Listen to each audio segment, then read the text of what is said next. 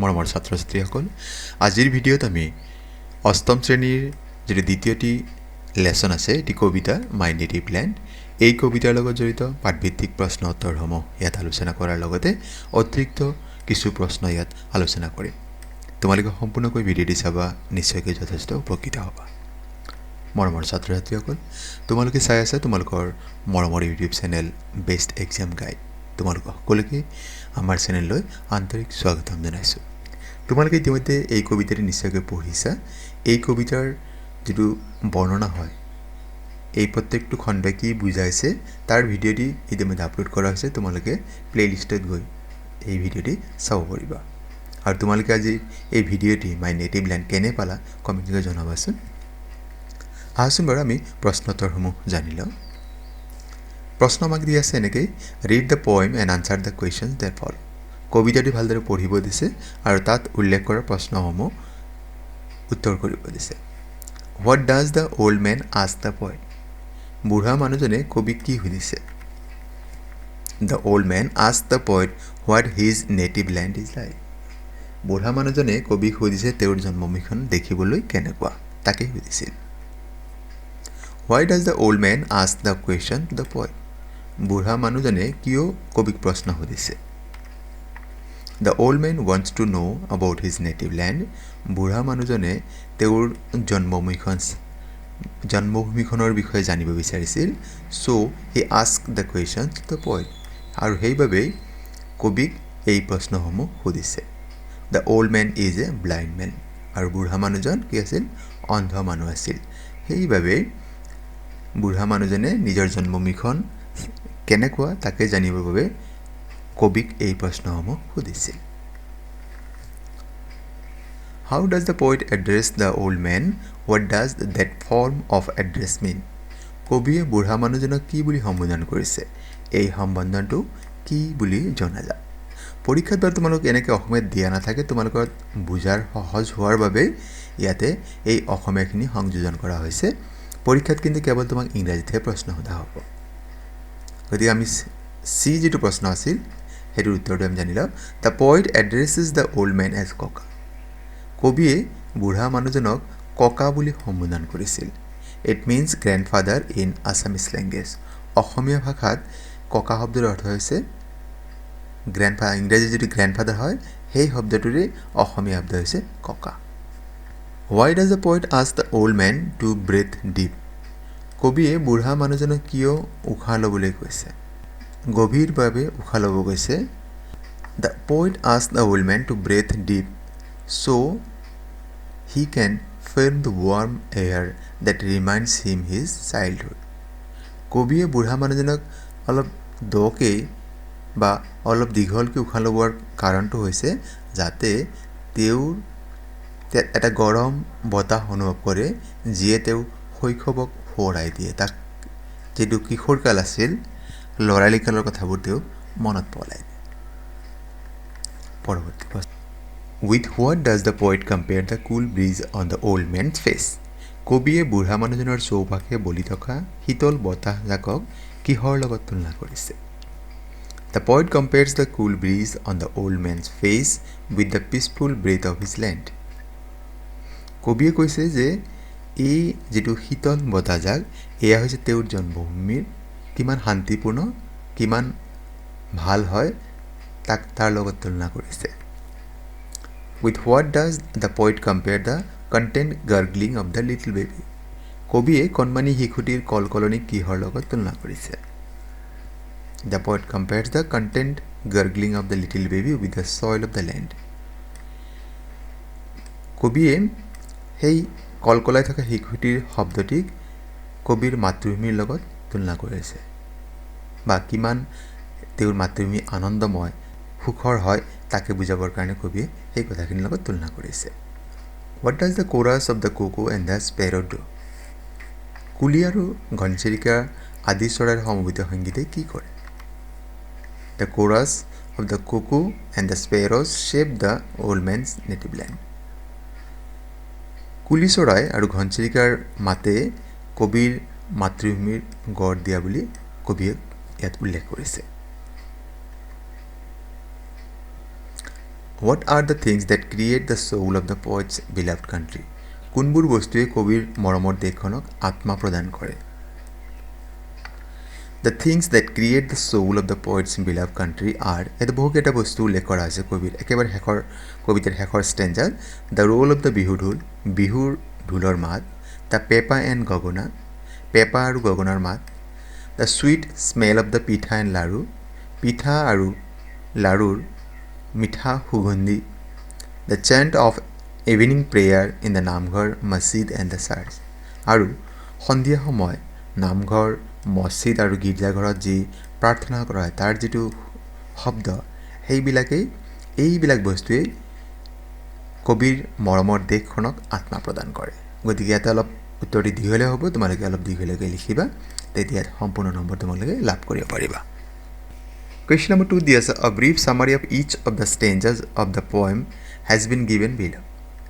কবিতাটিৰ প্ৰত্যেকটো ষ্টেঞ্জা প্ৰত্যেকটো স্তবকৰে ইয়াত কি কৰা হৈছে সামাৰি দিয়া হৈছে মূল ভাৱ দিয়া হৈছে ম্যাচ দ্য ষ্টেঞ্জাজ উইথ গিভেন সামাৰিজ আৰু কোনটো ষ্টেঞ্জাৰ লগত সেই হ'ব মিল খাইছে বা মিল আছে তাকে উল্লেখ কৰি mention the stanza number alongside the correct answer ইয়াত কোনটো ষ্টেঞ্জাৰ হয় সেই ষ্টেঞ্জাৰ নাম্বাৰটো লিখিব লাগে ইয়াত দিয়া আছে my native land makes me feel as safe as secure as a baby carried on mother's back এইটো কোনটো ষ্টেঞ্জাৰ আছিল ইয়াত আমাৰ দিয়া আছিল যেটো ষ্টেঞ্জা নাম্বাৰ 4 ষ্টেঞ্জা নাম্বাৰ 4 কি দিয়া আছিল the childhood gurgling of that little baby tied to her mother's sturdy bag as the soil of which your land is made গতিকে ইয়াত আমাৰ ষ্টেঞ্জা নাম্বাৰ 4 নিশ্চয় তোমালোকৰ কবিতাৰ মনত আছে 4 নম্বৰ ষ্টেঞ্জাত এই যিখিনি কথা দিয়া আছিল তাৰ সামাৰিটো এইখিনি হয়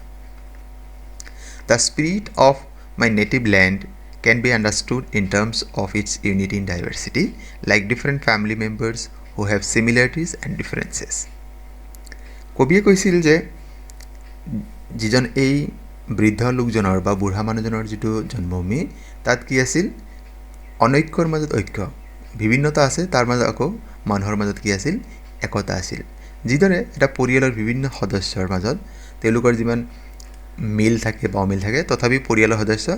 বা একত্ৰিত হৈ থাকে একেদৰে কবিয়ে কৈছিল যে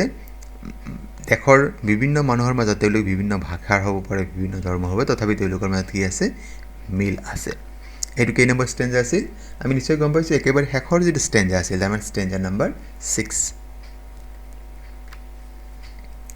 The lonely blind man in the street asked me to describe our native land অকলহীয়া অন্ধ বুঢ়া মানুহজনে ৰাস্তাত মোক সুধিছিল যে তেওঁৰ জন্মভূমিখন কেনেকুৱা তাৰে বৰ্ণনা সুধিছিল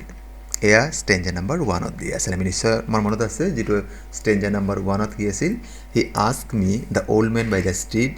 blind lonely and poorer than me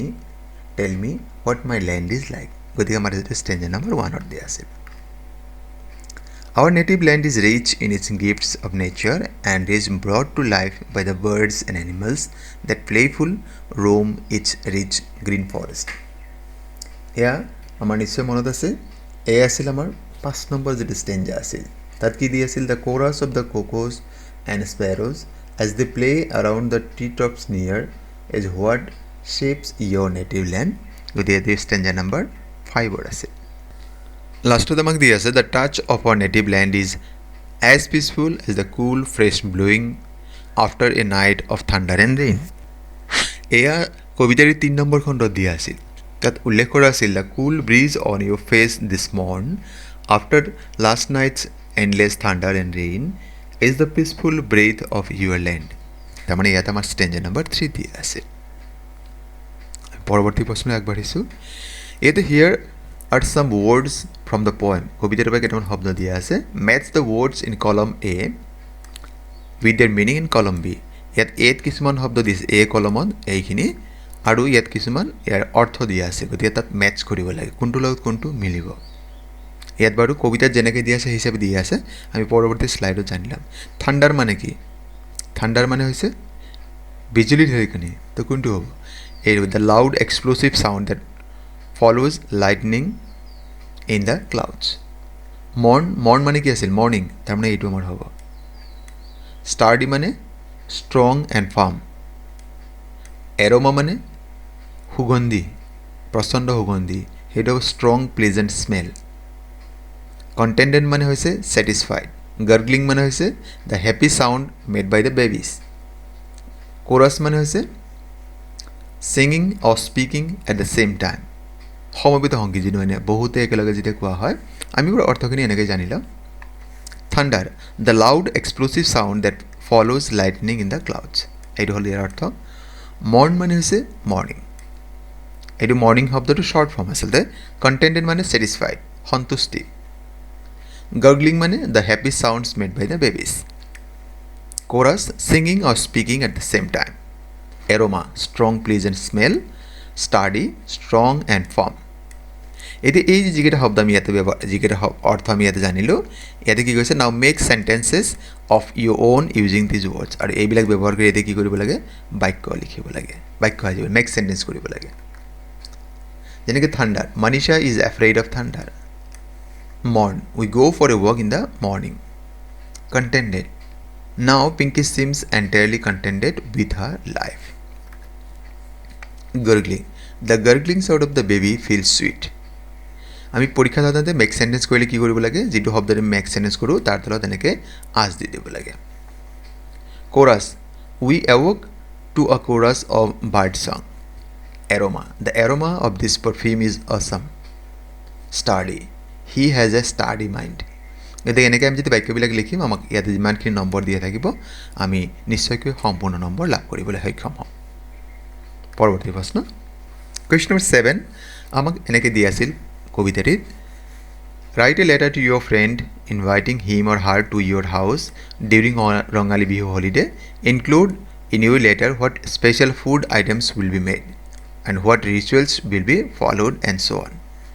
U may use the following format এইটো আচলতে কি হয়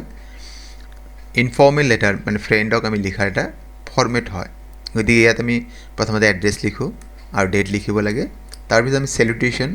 আমি ফ্ৰেণ্ডৰ নাম লিখিব পাৰোঁ তাৰপিছত এইখিনি বডি অফ দ্য লেটাৰ ইয়াতে নেক্সট পেৰাগ্ৰাফ আৰু ইয়াতে কি হয় কমপ্লিমেণ্টাৰী ক্ল'জ মানে যিজনে চিঠি লিখিছে তেওঁৰ নাম লিখিব লাগিব আৰু ইয়াতে ফ্ৰেণ্ডৰ এড্ৰেছ লিখিব লাগিব এইখিনি ফৰ্মেট আমি ফ'ল' কৰিব লাগে ঠিক আছে বাৰু এই কুৱেশ্যনটোৰ যিটো উত্তৰ হ'ব আমি পৰৱৰ্তী শ্লাইডত আমি জানি ল'ম আমি সাধাৰণতে পৰীক্ষাত ক'ৰ পৰা লিখিছোঁ আমি লিখিব নালাগে সেইকাৰণে মই XYZ নগৰ এনেই মই উল্লেখ কৰি দিছোঁ 8th of April 2025 my dear Pinky মই ভাবি লৈছোঁ মোৰ ফ্ৰেণ্ডৰ নাম হয় Pinky hi how are you I am fine here hope you too fine with your parents I have been writing this letter to invite you and your family to come to my house. We will celebrate this Rangali Bihu together. You know, my mom is ready with pitha and ladu for those days. We will perform all the rituals of Rangali Bihu. We will have lots of fun and celebrations during this Bihu. আমাক বহুত দীঘলীয়া লিখাৰ দৰকাৰ নাই গতিকে আমি এইখিনি লিখিলে হৈ যায় I am eagerly waiting for your presence at our home. মই তুমি অহালে বাট চাই আছোঁ with lots of good wishes. Your loving friend Alicia. এনেকৈ লিখিলোঁ এইটো SAR হ'ব লাগিছিল শৰ্মা SARMA গতিকে মই যাক লিখিছোঁ পিংকি শৰ্মা তেওঁৰ এড্ৰেছটো আমি লিখিব লাগিব Pinky Sharma ABC school Tezpur post office Tezpur district Sonitpur Assam এনেই মই পিন নম্বৰ দিছোঁ এইটো লিখিলে এই ফৰ্মেট হৈছে আমাৰ ইনফৰ্মেল লেটাৰ লিখাৰ আকৌ যদি ফৰ্মেল লেটাৰ হয় এইটো বেলেগ হ'ব বাৰু সেইটো আমি পিছত আলোচনা কৰিম যেতিয়া লেটাৰ টু দ্য এডিটৰ হ'ব আমি নিশ্চয়কৈ পৰৱৰ্তী এটা বেলেগ ভিডিঅ' আমি হিচাপে আলোচনা কৰিম অন্য এটা প্ৰশ্ন আগবাঢ়িছোঁ ইয়াত দি আছে your teacher will read aloud a passage about an American tourist listen to it carefully as you listen fill in the gaps in the passage below ছাৰে এটি পেছেজ পঢ়ি দিব এটা মানে খণ্ড এটা পঢ়ি দিব আমেৰিকান এজন ভ্ৰমণকাৰীৰ বিষয়ে আৰু সেইটো বহুত মনোযোগেৰে শুনি ল'ব ভালদৰে শুনিব দিছে শুনাৰ পিছত এই খালী ঠাইসমূহ পূৰ কৰিব দিছে আৰু ছাৰে ক'ত পঢ়িব এই পেছেজটো পেজ নম্বৰ 112 তাতে দিয়া আছে টেক্সট বুকৰ 100 পেছেজ ফৰ লিচেনিং বুলি দিয়া আছে তাৰে লেচন 2ৰ কাৰণে যিটো পেছেজ দিয়া আছে সেইটো পঢ়িলে এই খালী ঠাইসমূহ আমি তাত কি দিয়া আছে সেইটো আমি গম পাম ইয়াতে খালী ঠাই সেইখিনি ভালকৈ পঢ়িলে আমি গম পাম ইয়াতে উত্তৰখিনি এনেকৈ দিয়া আছে the Jonbeel Mela is a 3-day community fair held by the Tiwa community in Doyang Belguri at Jonbil in Morigao district over the weekend of Magh Bihu. It is a fair in Morigao, Assam, organized by the Tiwa community. The American tourist Jim Gordon was delighted to know about the Assam. He had heard of Kaziranga and the rhinoceros. He wanted to visit the river island Majuli. He was in time to celebrate the Magh Bihu. এই যিখিনি ৰঙাকৈ লিখা আছে bold letter এইখিনি খালী ঠাইসমূহত আমি লিখিব লাগিব আমি নিশ্চয় সকলোৱে জানো যে মৰিগাঁও জিলাৰ জোনবিল মেলাত কি কৰা হয় বিনিময় প্ৰথা এতিয়াও চলি আছে তাত বস্তুৰ হলনি বস্তু দিলেও পোৱা যায় যেটো জোনবিল মেলাৰ বিষয়ে তোমালোকে সমাজ বিজ্ঞানত নিশ্চয়কৈ বিতংক পঢ়িব লাগিব নিশ্চয় কিন্তু তোমালোকে বুজি পাইছা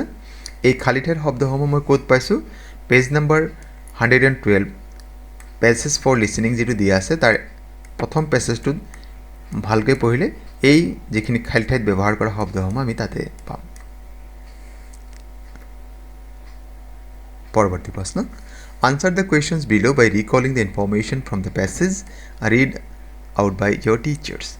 এতিয়া যেটো প্যাসেজ সারে পঢ়িলে তাৰ ওপৰত ভিত্তি কৰি এই প্ৰশ্নসমূহৰ উত্তৰ তোমাক কৰিব দিছে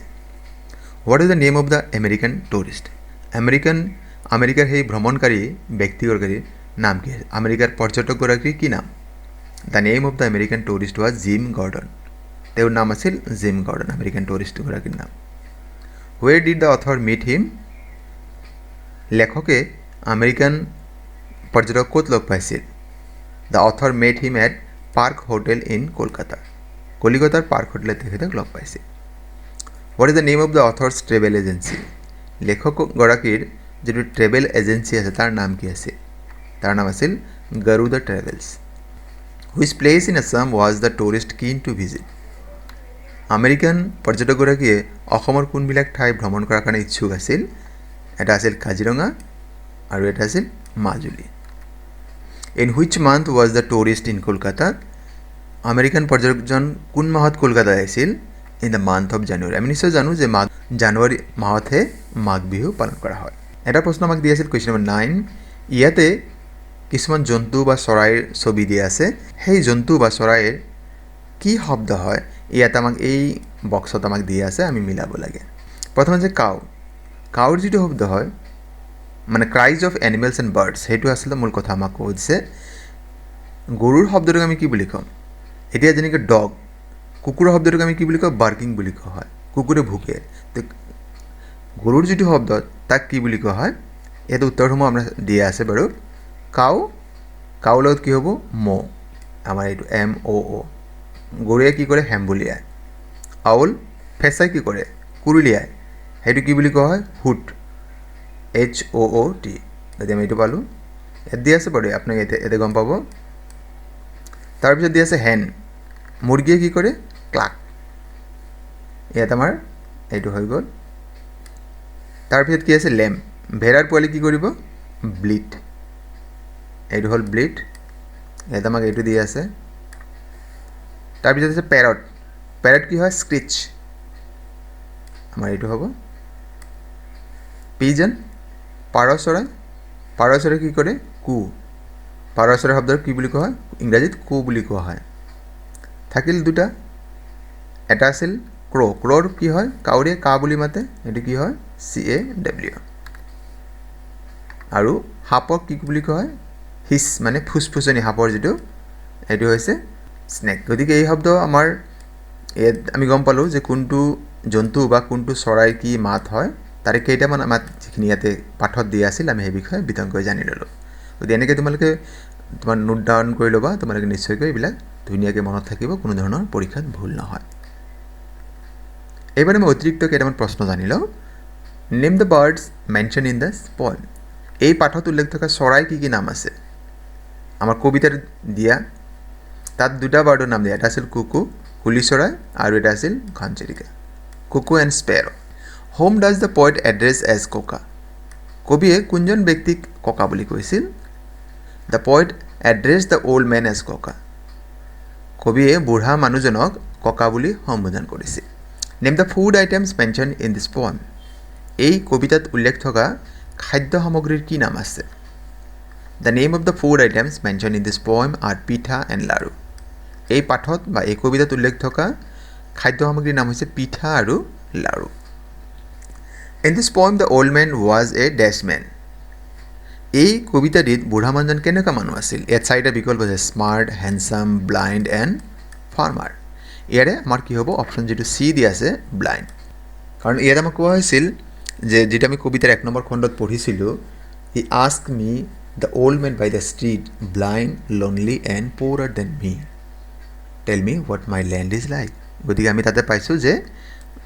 বুঢ়া মানুহজন কি আছিল? অন্ধ আছিল, অকলশৰীয়া আছিল আৰু মোতকৈ দুখীয়া আছিল।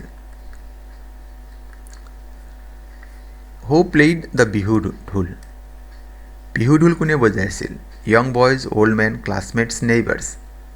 আমি কবিতাৰ একেবাৰে শেষৰ পেৰাগ্ৰাফত পাইছিলোঁ যে এই বিহু ঢোল কি কৰা হৈছিল? নেইবাৰ্ছ, প্ৰতিবেশীবোৰে বজাই আছিল বা ওচৰ চুবুৰীয়াই বজাই আছিল। Fill in the blank with appropriate word. The contented gurgling of that কি হ'ব? তাতে কি শব্দ দিয়া আছিল আমাক? Little baby.